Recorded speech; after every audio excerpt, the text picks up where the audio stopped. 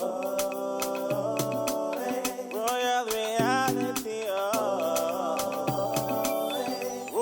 reality. Is titled The Bond. Okay. Harry is a 17-year-old who lost his father in a car accident and became demoralized. His elder brother Stanley held him tight because they only had their mother and kid sister Ashley. Harry was writing his last papers to graduate from secondary school. He finished and passed with flying colors.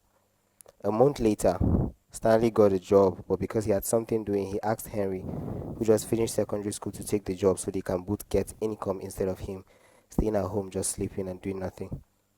Henry started the job and was making money enough to get a new phone, change it at will when any phone comes, invoke, change his clothes at his own disposal.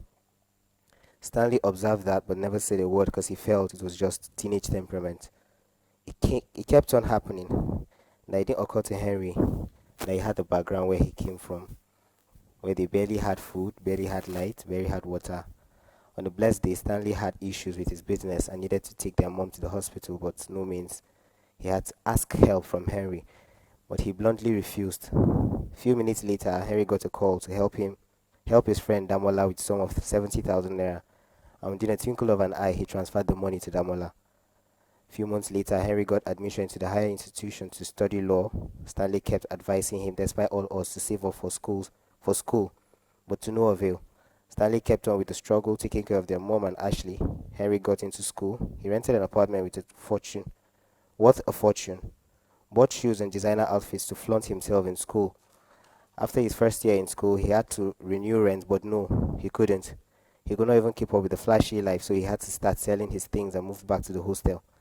His girlfriend left him, which caused him to take poison. Henry was rushed to the hospital. His brother came, helped him out, paid the bills and all, despite all he had done, but he still kept on holding to him. A few months later, he had to source for a way to be big again.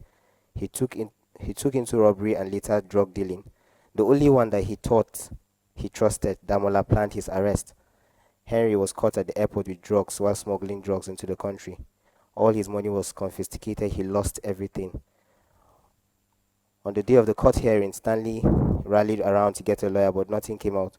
Henry was sentenced to jail for 10 years while serving jail term.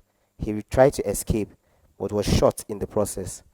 He was rushed to the hospital. It felt as though he would survive, but he gave up in the arms of Stanley, begging him for forgiveness.